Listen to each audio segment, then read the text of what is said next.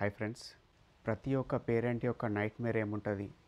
School లోపల ఏదో గొడవ జరిగింది, తెలిసో తెలియకో మీ అబ్బాయి కానీ అమ్మాయి కానీ పక్క పిల్లని కొట్టింది, లేకుంటే ఏదో రకంగా గాయపరిచిండ్రు. ఇటువంటి కంప్లైంట్ తోటి మిమ్మల్ని స్కూల్కి రమ్మని పిలిచిండ్రు స్కూల్ మేనేజ్మెంట్ వాళ్ళు. ఇటువంటి సందర్భాల లోపల ముందు మన మనసులోకి వచ్చే భయం ఏంటిది? అరే, మన పాప కానీ బాబు కానీ భవిష్యత్ ఏంటిది?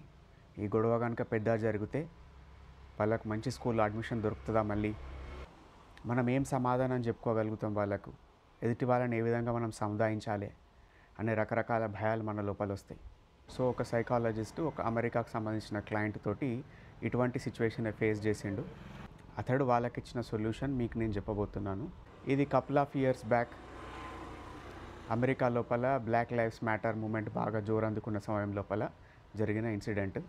అక్కడ ఒక స్కూల్ లోపల ఒక బ్లాక్ విద్యార్థి ఒక వైట్ విద్యార్థిని కొట్టిండు.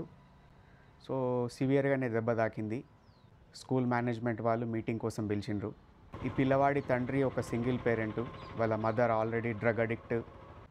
ఆమె ఆల్రెడీ మ్యారివానా కేసు లోపల ఒక 10 years ఇంప్రిజన్మెంట్ ఫేస్ చేస్తుంది. ఫాదర్ ఒక్కడే బయట ఉన్నాడు. ఆ పిల్లగాన్ని చదివించి గొప్పవాణి చేద్దామని ఆశతోటి నైబర్హుడ్ ఆ బ్లాక్స్ ఉండే ఏరియా నుండి కొంచెం దూరంగా వచ్చి తన శక్తికి మించినా కానీ ప్రైవేట్ స్కూల్ లోపల వేసిండు. సడన్గా ఇటువంటి ఇన్సిడెంట్ రాగానే చాలా బాధపడిపోతున్నాడు, భయపడిపోతున్నాడు. స్కూల్ మేనేజ్మెంట్ ఆల్రెడీ ఒక కంక్లూజన్కి వచ్చేసారు. ఆ దెబ్బలు తగిలిన పిల్లగాడి father extended family of one of the senators of that state. Naturally అతను కొంత ఇన్ఫ్లుయెన్షియల్ పర్సన్. సో అతను కూడా అడామెంట్గా ఉన్నాడు, ఇటువంటి క్రిమినల్ ఎలిమెంట్స్ని స్కూల్ అలో చేయొద్దు, మిగిలిన వాళ్ళ సేఫ్టీ సెక్యూరిటీ ఎట్లా అది ఇదని. అబ్బాయి వాళ్ళ ఫాదర్ చాలా హ్యూమిలియేషన్కి గురవుతున్నాడు, చాలా బాధపడుతున్నాడు. అతడు థెరపీ కోసం మా ఫిల్మ్కి రీచ్ అవుట్ అయ్యిండు. అతనికి రకరకాల థాట్స్ వస్తున్నాయి, కైండ్ ఆఫ్ ఒక రకమైన డిస్పైర్, ఒక రకమైన సూసైడల్ టెండెన్సీస్, ఒక రకమైన హోప్లెస్నెస్ తోటి అతను బాధపడుతున్నాడు. ఇనీషియల్ అసెస్మెంట్ తర్వాత అతను స్కూల్ మీటింగ్ లోపల ఏం మాట్లాడాలని వివరంగా ఒక 3 pages ఈమెయిల్ రాసిన అతనికి. ఇతను పాపం తన లైఫ్ లోపల, తన పిల్లగాడి లైఫ్ లోపల ఏది జరగకూడదని కోరుకున్నాడో బలంగా అటువంటి సంఘటనలే జరుగుతున్నాయి. భార్య డ్రగ్ కేసు లోపల వెళ్ళి 10 సంవత్సరాలు జైలు శిక్ష అనుభవించడం, ఇతడు ఆ పిల్లగాన్ని చదివిద్దామని చెప్పి 2 షిఫ్ట్ల జాబులు చేయడం, అయినా కానీ అతనికి నేను మంచి లైఫ్ ఇవ్వలేకపోయినా, ఫాదర్గా ఫెయిల్ అయిపోయినా అని ఒక బాధ అతని లోపల కనిపించింది. గుర్తుపెట్టుకోండి, ఏ పేరెంట్ అయినా కానీ తమ పిల్లలు ఇటువంటి ఫేజ్ నుండి వెళ్ళినప్పుడు, లేకుంటే వాళ్ళే కొట్టినా లేకుంటే వీళ్ళు దెబ్బలు తిన్నా కానీ చాలా బాధపడుతుంటారు. అది ఎట్లా డీల్ చేయాలనో తెలియదు. ముఖ్యంగా మనం సిన్సియర్ ఉండాలి, ఒక సిన్సియర్ అపాలజీ చెప్పాలి. కన్ఫ్రంట్ చేసి మనం దబాయించి అవతలి వ్యక్తిని డామినేట్ చేస్తే కుదరది. అవతలి వాళ్ళు ఏమన్నా తిడితే గిట్లా ఏమన్నా అంటే కనుక ర్యాష్గా మాట్లాడినా కానీ పడాలి. గుర్తుపెట్టుకోండి, మనం మాట్లాడుతున్నది ఒక చిన్నపిల్లల గురించి. వాళ్ళ మెచ్యూరిటీ లెవెల్స్ ఎంత ఉంటాయి? పిల్లగాళ్ళు కదండి, వాళ్ళకి తెలియక ఏదో కొట్లాడుకున్నారు అనే పాయింట్ చెప్తే అవతల వ్యక్తికి అది మైండ్కి ఎక్కది. ఎందుకంటే వాళ్ళు బాధలు ఉంటారు.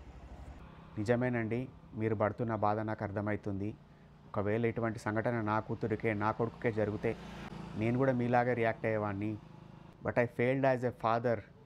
3 సంవత్సరాల క్రితం డ్రగ్స్ కేసు లోపల నా భార్య అరెస్ట్ అయ్యి జైల్లో ఉంది. నేను 2 షిఫ్ట్లు జాబ్ చేసుకుంటూ నా పిల్లగాన్ని చదివించుకుంటున్నాను. తనకు ఒక మంచి లైఫ్ ఇద్దాం అనుకున్నాను, కానీ ఇలా జరుగుతుందని నేను నా లైఫ్లో కూడా ఎక్స్పెక్ట్ చేయలేదు. ఒక తండ్రిగా నేను ఫెయిల్ అయిపోయినాను. నేను చేసిన తప్పుకి నా కొడుకుకి శిక్ష విధించకండి. అతడు కనుక మళ్ళీ నైబర్హుడ్కి వెళ్ళిపోతే, లేకపోతే ఒక స్టేట్ స్పాన్సర్డ్ వేరే వాళ్ళ దగ్గరికి అడాప్టేషన్కి వెళ్ళిపోతే అతనికి నేను ఇవ్వాలనుకున్న మంచి లైఫ్ నేను ఇవ్వలేకపోతా. మా కొడుకుకు కాదు, నాకు ఒక అవకాశం ఇచ్చి చూడండి. నేను ఒక తండ్రిగా, మంచి తండ్రిగా మారడానికి ప్రయత్నం చేస్తాను. నేను చేసిన తప్పులకు నా కొడుకుకి శిక్ష వేయకండి అని రిక్వెస్ట్ చేయమని చెప్పిన.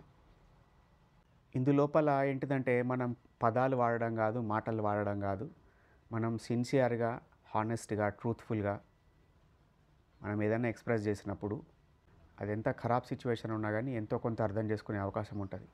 గమనించండి ఫ్రెండ్స్, ప్రతి ఒక్క తండ్రి ఏం కోరుకుంటాడు? నేనేదైతే లైఫ్ గడపలేకపోయినానో, నేనేదైతే సాధించలేకపోయినానో, నేనైతే ఏ జీవితం అయితే జీవించలేకపోయినానో ఒక మంచి జీవితాన్ని నా కొడుకుకు కానీ కూతురు కానీ ఇవ్వాలని కోరుకుంటాడు. అట్లా ఇవ్వలేని టైం లోపల అతను ఫెయిల్ అయినట్టు లెక్క అని భావిస్తుంటాడు. మీరు కూడా గుర్తుపెట్టుకోండి, మీ పిల్లల జీవితాల లోపల ఇటువంటి సంఘటనలు జరిగినప్పుడు don't jump to a conclusion. ఆ పిల్లగాడి జీవితంలో ఏం జరుగుతుందో, వాళ్ళ తల్లిదండ్రుల జీవితాలలో ఏం జరుగుతుందో, వాళ్ళు ఎటువంటి బ్యాక్గ్రౌండ్ నుండి వస్తున్నారో మనకు తెలియదు. ఇటువంటి సంఘటనలు జరిగినప్పుడు తల్లిదండ్రులు ఓవర్ ప్రొటెక్టివ్గా అయిపోయి పిల్లల్ని ఒక షెల్లులో వేసి పెంచుతూ ఉంటారు. అది ఇంకా చెడు చేస్తుంది. సమాజం లోపల అన్ని రకాల వ్యక్తులు ఉంటారు, అన్ని రకాల సమస్యలు ఎదుర్కోవాల్సిన పరిస్థితి, బాధ్యత వాళ్ళ మీద ఉన్నదని చిన్నపిల్లలకు చిన్నతనం నుండి తెలవాలి.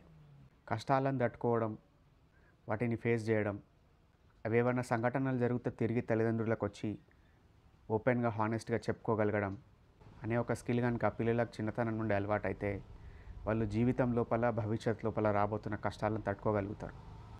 పేరెంటింగ్ లోపల అతిపెద్ద ఛాలెంజ్ ఏంటంటే పిల్లలు చేస్తున్న తప్పిదాలు కానీ, లేకుంటే పిల్లలు అనుభవిస్తున్న కష్టాలు కానీ, సుఖాలు కానీ, రకరకాల సిచ్యువేషన్స్ కానీ, వాటిని మనం ఏ విధంగా మెచ్యూరిటీ తోటి హ్యాండిల్ చేయగలుగుతున్నాం, ఏ విధంగా అవగాహన చేసుకోగలుగుతున్నాం అనే దాని పట్ల మన పిల్లల భవిష్యత్తు ఆధారపడి ఉంటుంది.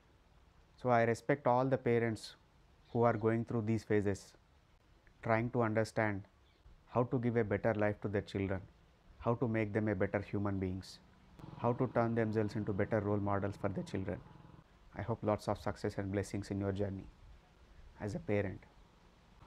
This is Gautam signing off.